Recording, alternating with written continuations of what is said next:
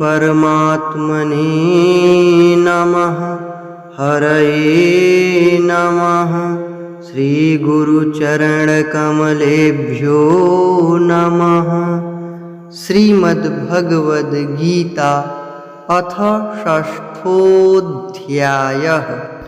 श्लोक 9, 10, 11 एवं 12।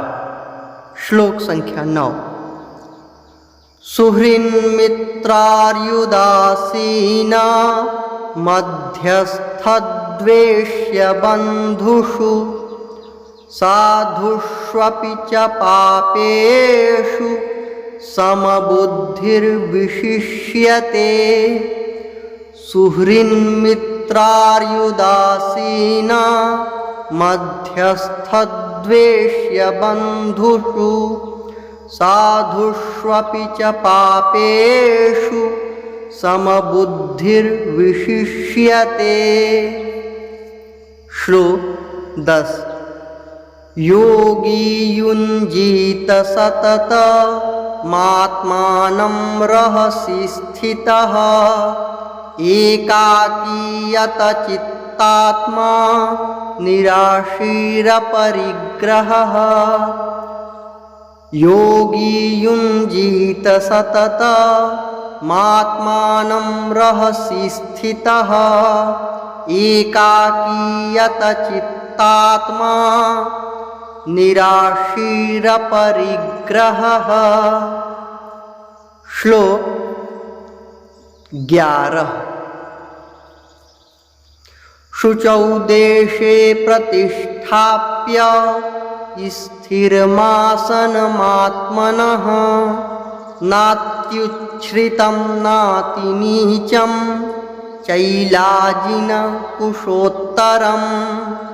शुचौ देशे प्रतिष्ठाप्य स्थिरमासनमात्मनः नात्युच्छ्रितं नातिनीचं चैलाजिनकुशोत्तरम्।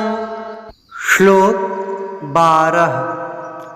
तत्रैकाग्रं मनः कृत्वा यतचित्तेन्द्रियक्रियः उपविश्यासने युञ्ज्याद्योगमात्मविशुद्धये। तत्रैकाग्रं मनः कृत्वा यतचित्तेन्द्रियक्रियः उपविश्यासने युञ्ज्याद्योगमात्मविशुद्धये। श्लोक 9 एवं 10 का अर्थ। सुहृद, मित्र, वैरी, उदासीन, मध्यस्थ, द्वेष्य और बंधुगणों में, धर्मात्माओं में और पापियों में भी समान भाव रखने वाला अत्यंत श्रेष्ठ है। मन और इंद्रियों सहित शरीर को वश में रखने वाला आशा रहित और संग्रह रहित योगी अकेला ही एकांत स्थान में स्थित होकर आत्मा को निरंतर परमात्मा में लगावे। श्लोक 11 एवं 12 का अर्थ।